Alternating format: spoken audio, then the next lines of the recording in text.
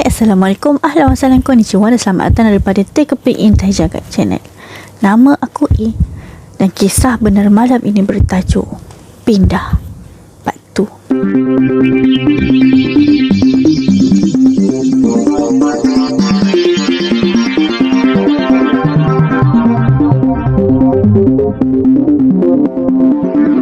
Siapa tak tahu Part 1 aku dah upload video sebelum ni. Korang sebenarnya kena tengok Part 1 tu supaya korang faham lah cerita apa yang sebenarnya lagi ekstrim berlaku pada Part 2 ni. Aku flashback Part 1 punya sikit. Abang aku dapat kerja baru dekat Singapura dan kita orang kena pindah, cari rumah sewa dekat Johor. Teman abang aku pindah rumah, dan pada malam pertama kita orang tidur, teman abang aku ada something jadi, which is mak aku mimpi. Dan mimpi tu ada 3 part, which is aku baru cerita Part 1 dekat episod sebelum ni. Ni aku nak cerita kat korang Part 2 dan Part 3. Mimpi tu, apa yang terjadi kat kita orang dekat rumah tu, dan apa yang berlaku seterusnya. Okay, sebelum tu, a'udzubillahi minasyaitonir rajim. Bismillahirrahmanirrahim.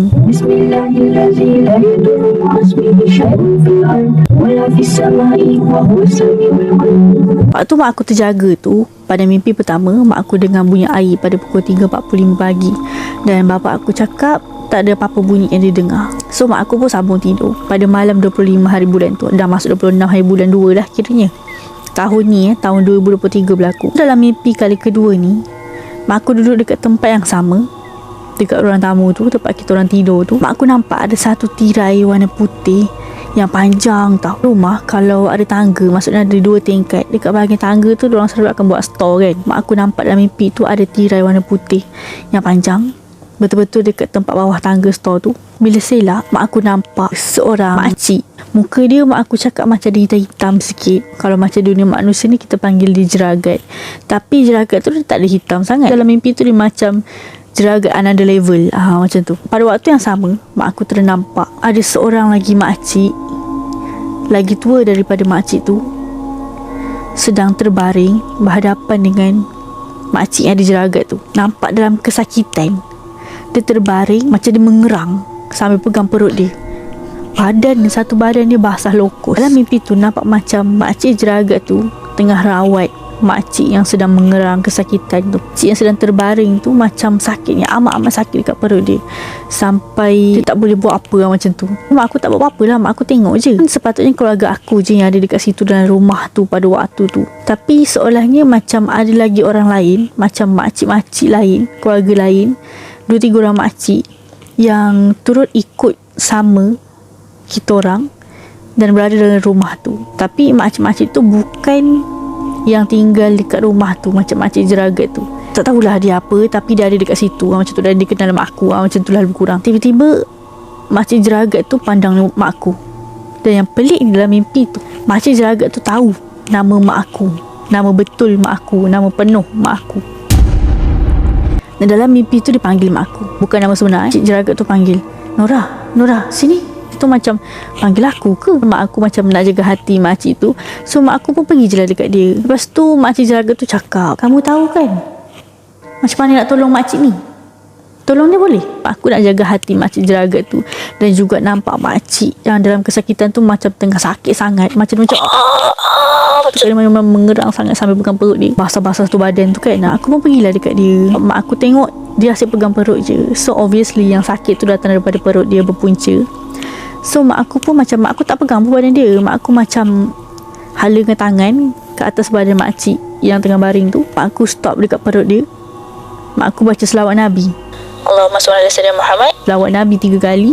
Lepas tu dalam hati zikir yang lain, macam la ilaha illallah ke subhanallah ke kan. Mak aku macam niat, Allah tolonglah perempuan yang sedang sakit ni, yang sedang mengerang tu. Tiba-tiba dia diam.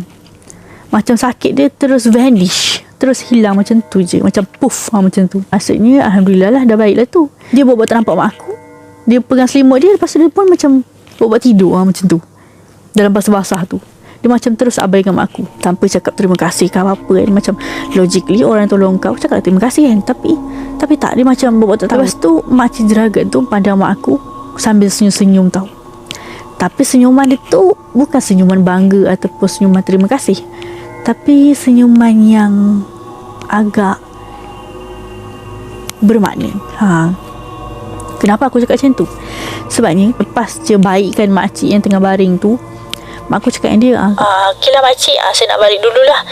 Makcik ni pun nampak macam gaya ni dah okey, so saya nak balik dululah ke alam saya. Mak aku tak cakap lah ke alam saya, tapi itulah maksud mak aku sebenarnya. Macam tu, mak aku nak balik. Maksudnya mak aku nak sedarkan roh mak aku tu, nak masuk balik ke alam reality. Lepas tu nak tahu tak makcik jeragat tu cakap apa? Tak payahlah, duduklah sini dulu, buat apa nak balik dulu, tak payah. Macam tu. Weh, aku tak tahulah korang percaya ke tidak, tapi ini betul-betul apa yang dia alami 100% daripada family aku. Dan trust me, kalau kau mimpi benda tu tak bagi kau balik, jangan dengar. Kau kena keluar daripada mimpi tu. No matter what, kau kena keluar. Kau kena cari jalan keluar untuk keluar daripada mimpi tu. Serious talk. Aku pun pernah kena. Just get out from that life. Okay. Mak aku tahu apa yang makcik jeragat tu cakap sangatlah bermakna, dan dia macam tak bagi mak aku keluar. Dia tak cakap pun daripada mulut dia, nak keluar, cubalah keluar. Dia macam cakap macam tu.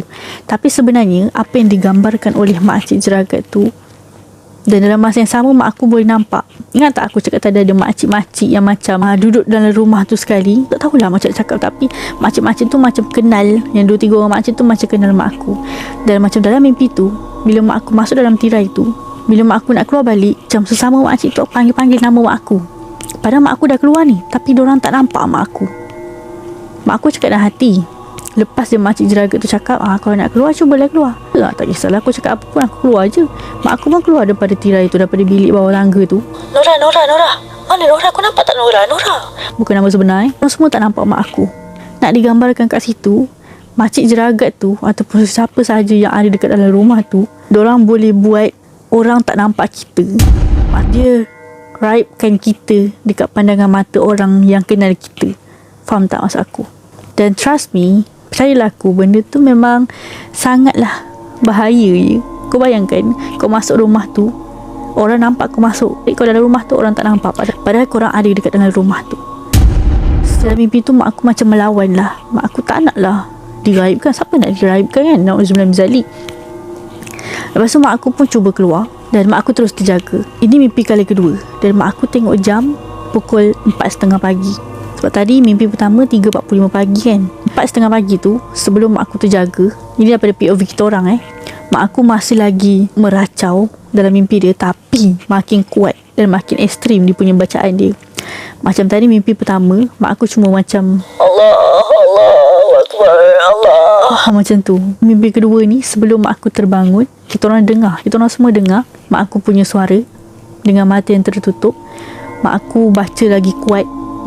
Kita orang tahu bila bacaan tu makin kuat dan bacaan tu makin panjang, maksudnya ayat yang bukan lagi selawat ataupun zikir, itu maksudnya mimpi tu jadi lagi ekstrim. Itu kita orang dengar mak aku cakap macam Allahu la ilaha illa huwal qayyum, macam tu. Seram pula aku. Kita orang dengar mak aku baca ayat kursi sambil stuck dan suara dia makin kuat. Dan untuk mimpi kedua tu, adik aku dekat sebelah mak aku. Adik aku pun tepuklah mak aku, ibu bangun, macam tu kan. Lepas tu bapak aku dalam masa yang sama kejut juga mak aku. Dan mak aku terjagalah yang mimpi kedua tu pukul 4.30 pagi. Kita orang semua macam tidur ayam je tau. Tak ada siapa pun tidur betul-betul, sebab memang tak boleh tidur betul-betul lah macam tu. Tu mak aku dengar lagi bunyi air. Dan sebenarnya kita orang semua dengar bunyi air. Daripada pukul berapa tak pasti, tapi yang aku pasti, aku tidur tu memang tak ada bunyi air. Bunyi air ni sangat penting dalam cerita ni. Adik aku tidur paling lewat pukul 2.30 pagi, memang tak ada bunyi air langsung. Tapi bila aku terjaga lepas tu, sambil dengar mak aku meracau, memang kita orang dengar bunyi air. Dan aku ingatkan hujan, sebab memang bunyi dekat zinc, macam bunyi dekat bumbung. So memang bunyi macam hujan. So aku rasa macam, malam ni sejuk lah ni tidur, sebab hujan kan. Dah kita orang tak ada selimut, lantak lah kat situ dengan hujan ke apa kan. Tapi aku tak fikir apalah, memang aku fikir hujan je. Tapi bapak aku tak dengar. Lepas tu mak aku macam abaikan je lah. Lepas tu mak aku pun sambung tidur. So mimpi ketiga bermula. Aku terlupa mention, dekat dalam mimpi kedua tu, di sebelah makcik jeragat ni, mak aku nampak macam ada, memanglah rumah, tapi macam ada satu padang. Di sebalik tirai warna putih tu, ada satu bilik macam bilik rawatan untuk makcik jeragat tu.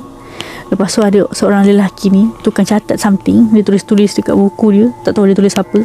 Macam assistant makcik jeragat tu mungkin, tak tahu. Ada satu padang besar, tak tahulah padang apa, tapi memang nampak macam luas, macam tempat kerja-kerja dijalankan. Aku tak tahulah kerja apa, tapi macam tu lah. Mimpi ketiga ni, mak aku tengok macam ramai orang hulu ke hilir, daripada tingkat atas diorang turun mandi kat bawah. Mak aku macam nampak macam banyak bunyi rio macam tu. Dekat tingkat atas nampak macam banyak pasangan-pasangan macam tu. Tiba-tiba mak aku nampak ada seorang makcik ni, dalam 70 lebih something, awal-awal 70 ke, aku tak pasti. Tapi vibe dia lain dengan makcik jeragat tu. Makcik jeragat tu macam bekerja untuk merawat orang sakit. Ini dia pakai tudung. Mak aku cakap orang dia macam hijau lumut macam tu. Dia memang tak bekerja, dia memang tak rawat sesiapa, memang dia tinggal dalam rumah tu je. Memang dia suri rumah biasa. Curam juga tangga. Dia berdiri dekat tepi tangga tu. Maksudnya tangga-tangga tempat turun tangga tu, tangga paling hujung. Dia berdiri dekat situ. Dia tengok kita orang, dia tengok mak aku. Tapi bukan pandangan yang suka lah, maksudnya pandangan yang tak berapa nak selesa macam tu. Oh, makcik ni macam boleh buat bincang ni, mak aku cakap dalam hati macam tu. Kan mak aku sebenarnya nak minta izin dekat orang yang tinggal dalam rumah tu. Sebab kan abang aku nak tinggal dekat dalam rumah tu lepas kita orang balik. Kan kita orang hantar barang dia je, teman dia. Sebab dia nak kerja hari Isnin, tidur situ satu malam untuk lepaskan lelah kita orang je yang macam penat. Lepas tu kita orang balik. Kita orang punya tempat tinggal tu tinggal abang aku seorang dekat situ. Mak aku risaulah sebab rumah tu kan besar. Lepas tu abang aku seorang, walaupun lelaki pun ada hati dan perasaan, betul tak? Walaupun dah besar ke kecil ke, tetap manusia dan perlu dijaga. Setiap manusia perlukan penghargaan. Teori hierarki Maslow tiba kan. Mak aku pun macam cubalah selotak dengan makcik tu supaya benarkan abang aku tinggal situ, ataupun dorang keluar daripada rumah tu. Yelah, bayangkan anak engkau seorang-seorang tinggal situ dengan entiti yang tidak diketahui ramai dalam tu. Macam risau lah kan.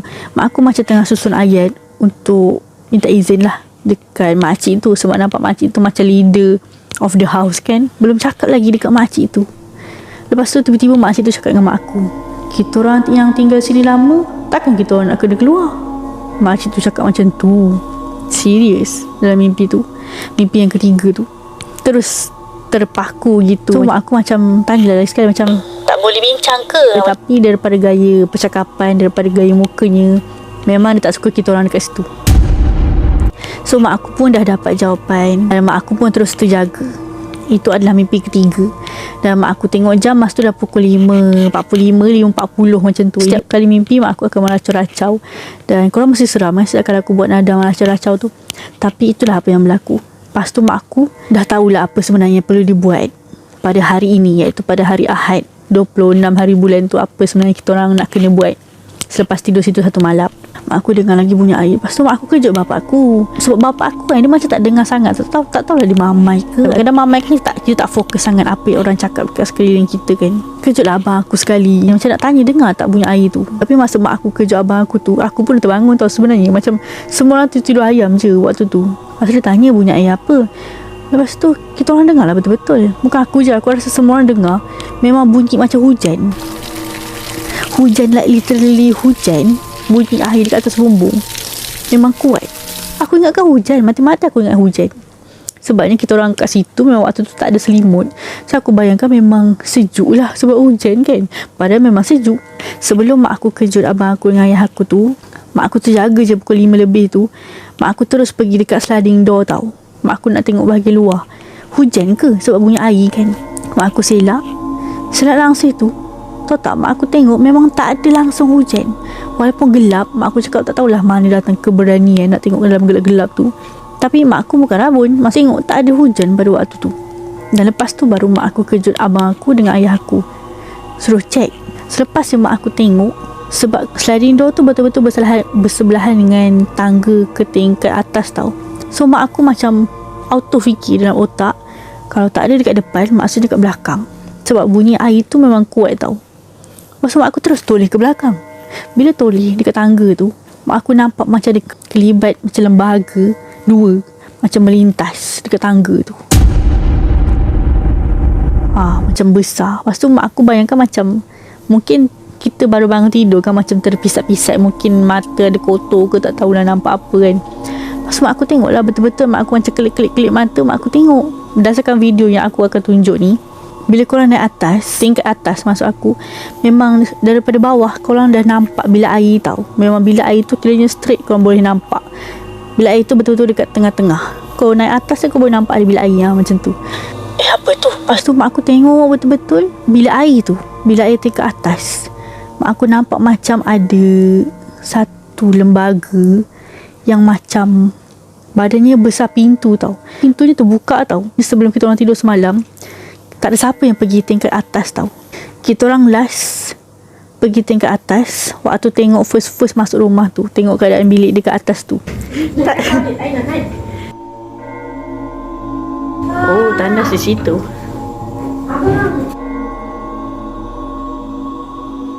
Lepas kita orang turun balik, tak ada siapa pergi dekat tingkat atas.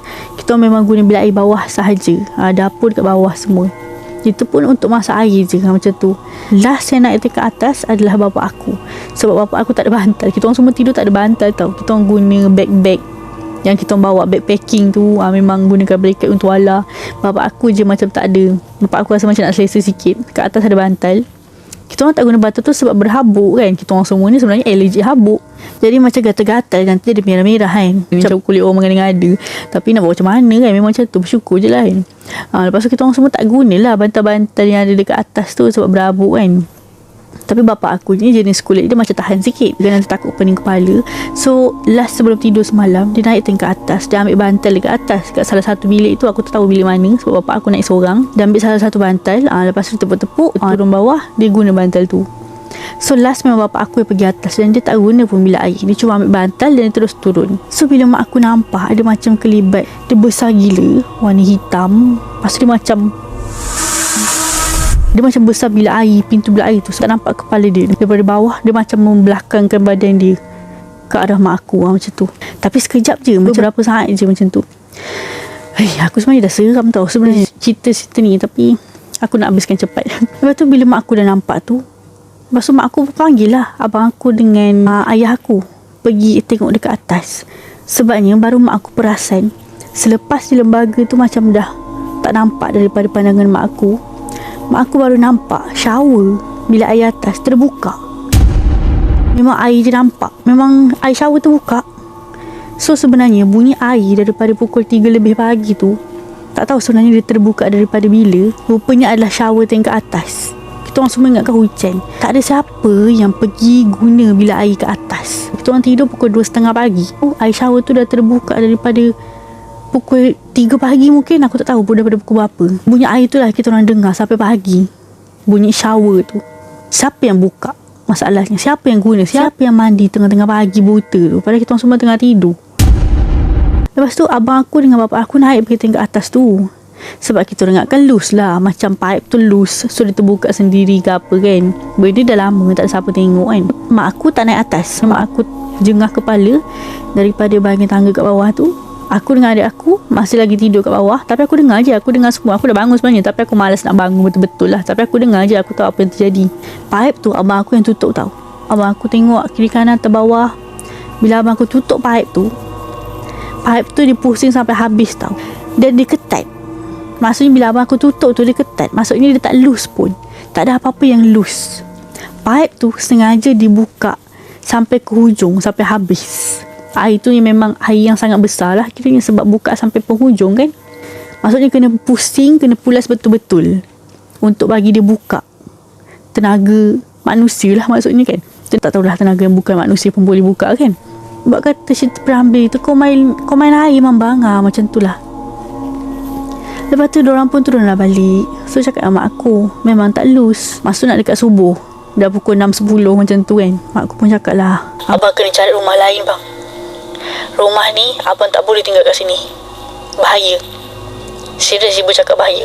Lepas kita pun dengar lah dengan teliti. Dan inilah apa yang aku sampaikan kat korang ni. Semualah ceritanya. Aku tak ada tukar tambah apa-apa. Memang 100% ini. Pada masa yang sama, pukul 6 lebih tu, abang aku pun ceritalah sebenarnya malam tadi. Abang aku pun dapat rasa yang sebenarnya ada something yang nak alihkan badan abang aku pergi ke dapur. Sebab kita orang semua kan tidur ayam. Abang aku dapat rasa yang badan dia macam dah terangkat tau. Macam nak alihkan abang aku pergi tidur ke dapur. Dekat pelusuk dapur tu. Dia nak alihkan abang aku ke situ. Astaghfirullahalazim. Remah aku. Dia bukan dalam mimpi. Dia macam separa sedar tau. Abang aku sedar benda tu. Pasal abang aku macam cakap dengan dia. Aku tak tahulah macam mana nak buat korang percaya, tapi aku tak suruh lah korang percaya mati-matian. Tapi memang ini apa yang 100% terjadi.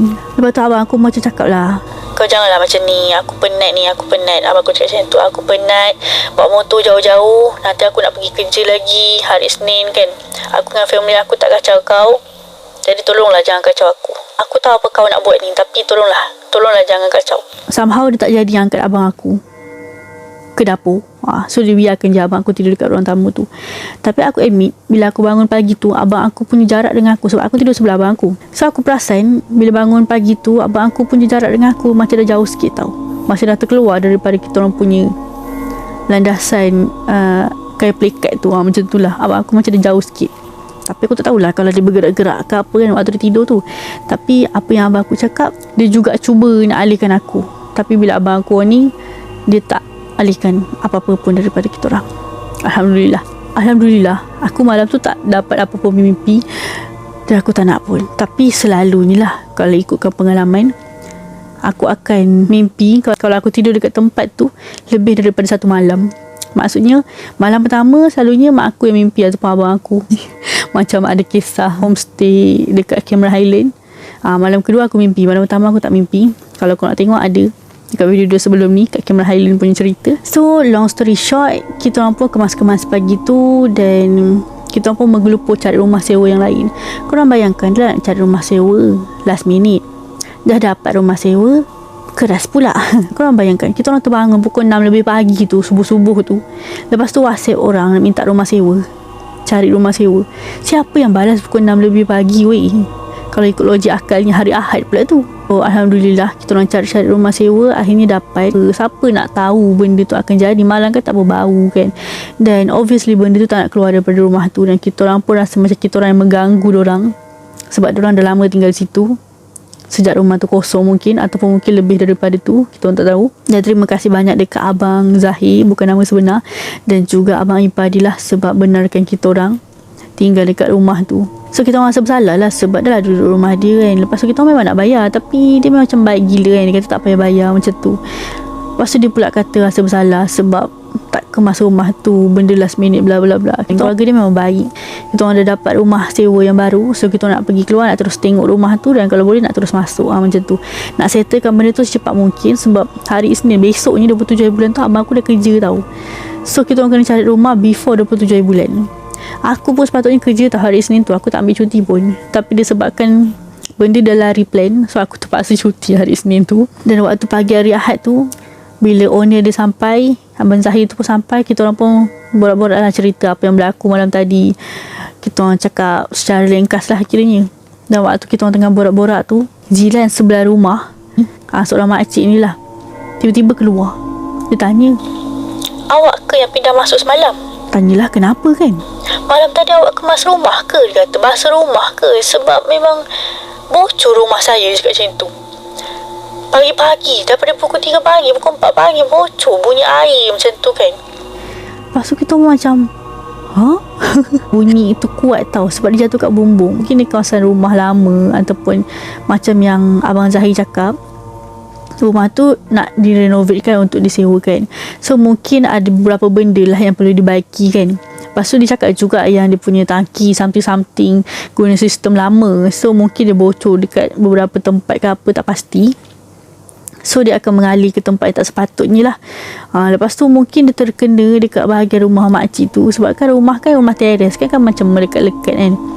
Lepas tu makcik tu kata ada satu part dekat bahagian rumah ni dia bocor, macam basah, sebab kita orang buka air malam-malam lama sangat, sampai rumah dia pun terkena tempias macam tu. Masalahnya kalau kita orang memang buka air tu pagi-pagi untuk basuh rumah, logik lah. Masalahnya bukan kita orang yang buka, dan kita orang tak basuh rumah pun, dan kita orang memang nak keluar dah pagi tu. Bukan kita orang yang buka. Itu point dia. So tak salahkan makcik tu, tak ada siapa yang salah dalam kes ni. Apa Abang Zahir tu cakap je lah yang rumah tu perlu di-repair dalam beberapa part. Dia bagi tahu dekat makcik tu, dan makcik tu pun anggut je lah, dan dia pun masuk rumah semula. Digambarkan ada satu perkampungan tau dekat tingkat atas, dekat dalam rumah tu. Bawah pula dekat bahagian tangga tu adalah tempat diorang punya rawatan. Aku minta maaf sebabnya aku bawa perasan yang tak ada lampu. Ya Allah, sumpah lah, aku dah cerita banyak-banyak, memang tak ada lampu. Okay, aku minta maaf sangat sebab aku tak nak rakam cerita ni lagi sekali. Memori aku pun dah tak cukup. So aku akan edit dan aku akan post apa yang ada je. So aku minta maaf banyak-banyak sebab gelap. Aku tak perasan, sumpah aku tak perasan. Aku akan tamatkan cerita ni kat sini lah sebab benda pun dah gelap dan aku pun dah seram dan korang pun tak nak tengok cerita ni lama-lama. So benda tu berakhir dengan kita orang keluar daripada rumah tu bila dapat rumah sewa baru, dan kita orang tidur satu malam untuk rehat, dan Isnin besoknya kita orang balik. Abang aku terus gerak pergi tempat kerja dan kita orang terus gerak balik Selangor. So Alhamdulillah sekarang dah 3 minggu, hampir 3 minggu abang aku tinggal dekat rumah baru tu, dan Alhamdulillah memang tak ada apa-apa dekat rumah tu, dan owner dia pun baik, sama juga macam rumah sebelum ni. Owner dia pun baik, Alhamdulillah, dia bertemukan dengan orang-orang yang baik. So aku harap korang doakan lah abang aku. Abang aku ada cakap tau, yang kalau kita orang tinggalkan dia dekat rumah sewa yang sebelum ni tu, dia akan nangis tau. Sebabnya dah kena tinggal seorang-seorang. Lepas tu rumah tu macam tak berapa nak, tak seram lah. Faham tak maksud aku? So dekat rumah baru ni Alhamdulillah semua okey, dan dia pun dah membiasakan diri kat sana. Dia pernah je kerja Singapura sebelum ni, tapi sebab PKP dia berhenti dan sekarang dia sambung balik kerja kat sana dengan company yang sama, cuma dia buka branch baru. So dia dapatlah kerja kat situ. Stay tune untuk cerita lebih menarik selepas ni. Maafkan aku sebab jarang upload, dan aku harap korang bolehlah tengok cerita aku dalam kegelapan. Okay, segala yang baik itu datang daripada Allah, dan segala yang kurang baik itu datang daripada aku sendiri. Aku minta maaf kalau aku salah kata ke apa. Aku ucapkan selamat menyambut Ramadan. Okay, take a peek, intai jagat wujudnya memanggil cerita. Assalamualaikum. أعوذ بكلمات الله التامة من كل شيطان وهم ومن كل عين لامة.